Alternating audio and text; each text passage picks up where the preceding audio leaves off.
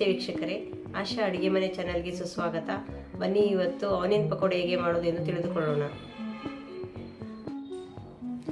Onion pakoda ಮಾಡಲು ಬೇಕಾಗುವ ಸಾಮಗ್ರಿಗಳು: 3 ರಿಂದ 4 ದಪ್ಪ ಈರುಳ್ಳಿನ ಈ ಥರ ಹಚ್ಕೊಂಡು ಇಟ್ಕೊಂಡಿದ್ದೀನಿ ಉದ್ದುದಕ್ಕೆ, 2 ಮೆಣಸಿನ್ಕಾಯಿ, ಕರಿಬೇವು ಸ್ವಲ್ಪ, ಕಡಲೆ ಹಿಟ್ಟು, ಕಡಲೆ ಬೀಜನ ಒಂದು ಸ್ವಲ್ಪ ಹುರ್ಕೊಂಡು ಪೌಡ್ರ್ ಮಾಡಿ ಇಟ್ಕೊಂಡಿದ್ದೀನಿ ತರ್ತರಿಯಾಗಿ, ಹಾಗೆ ಚಿಲ್ಲಿ ಪೌಡ್ರು, ರುಚಿಗೆ ತಗಷ್ಟು ಉಪ್ಪು,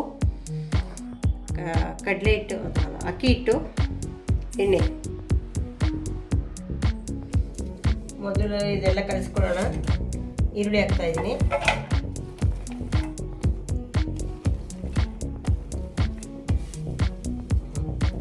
ಇದಕ್ಕೆ ಕರಿಬೇವು ಮತ್ತು ಹಸಿಮೆಣಸಿನ್ಕಾಯಿ ಇದು ಹಚ್ಕೊಂಡಿದ್ದಲ್ಲ ಅದು ಹಾಕ್ಕೊತಾ ಇದ್ದೀನಿ. ನೆಕ್ಸ್ಟ್ ಕಡಲೆ ಹಿಟ್ಟು ಹಾಕ್ತಾ ಇದ್ದೀನಿ. ಈ ಪಕೋಡ ಅದರಿಂದ ತುಂಬ ಬೇಕಾಗಿಲ್ಲ, ಒಂದು 3 ಸ್ಪೂನ್ 4 ಸ್ಪೂನ್ ಸಾಕಾಗುತ್ತೆ. ಹಾಗೆ ಅಕ್ಕಿ ಹಿಟ್ಟು 2 ಸ್ಪೂನ್ ಹಾಕ್ತಾ ಇದ್ದೀನಿ.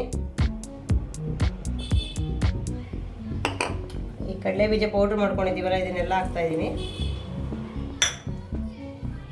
ಚಿಲ್ಲಿ ಪೌಡ್ರ್ ಖಾರಕ್ಕೆ 2 ಸ್ಪೂನ್ ಹಾಕ್ತೀನಿ. ಉಪ್ಪು ರುಚಿಗೆ ತಕ್ಕಷ್ಟು. ಇವಾಗ ಇದಕ್ಕೆ ಕಾಯ್ದಿರ ಎಣ್ಣೆ 2 ಸ್ಪೂನ್ ಹಾಕ್ತಾ ಇದ್ದೀನಿ, ಗರ್ಗರಿಯಾಗಿ ಬರುತ್ತೆ. ಸೋಡಾ ಯೂಸ್ ಮಾಡ್ತಾಯಿಲ್ಲ, ಈ ಥರ ಕಾಯಿಸಿರ ಎಣ್ಣೆ ಹಾಕಿದ್ರೆ ತುಂಬ ಚೆನ್ನಾಗಿ ಬರುತ್ತೆ.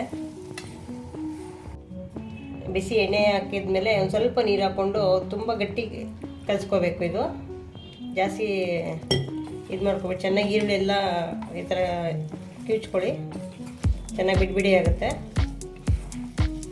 ಈಗ ತುಂಬ ನೀರೇನು ಹಾಕೋ ಅವಶ್ಯಕತೆ ಇಲ್ಲ. ಕಡಲೆ ಹಿಟ್ಟು ಇದು ಹೊಂದ್ಕೊಂಡ್ರೆ ಸಾಕು.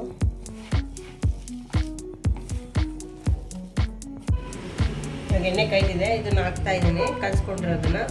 ಇದನ್ನ ಬಿಡಿಯಾಗಿ ಹಾಕ್ಬೇಕು. ಇದನ್ನು ಈ ಥರ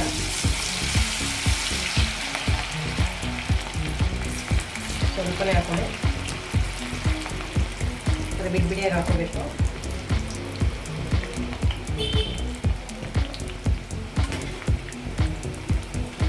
ಕೆಂಪಿಗೆ ಆಗೋವರೆಗೂ ಬೇಯಿಸ್ಕೊಂಡ್ರೆ ಪಕೋಡ ರೆಡಿ ಆಗುತ್ತೆ.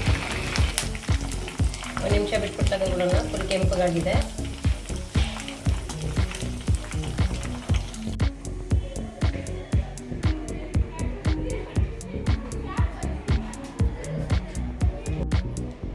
ಆನಿಯನ್ ಪಕೋಡ ಸವಿಯಲು ಸಿದ್ಧವಾಗಿದೆ. ಹಾಗೆ ನೀವು ಟ್ರೈ ಮಾಡಿ. ನಿಮ್ಮ ಅನಿಸಿಕೆಗಳನ್ನು ನಮಗೆ ಕಮೆಂಟ್ ಮಾಡಿ. ನಮ್ಮ ಚಾನೆಲ್ ಸಬ್ಸ್ಕ್ರೈಬ್ ಮಾಡಿ. Thanks for watching.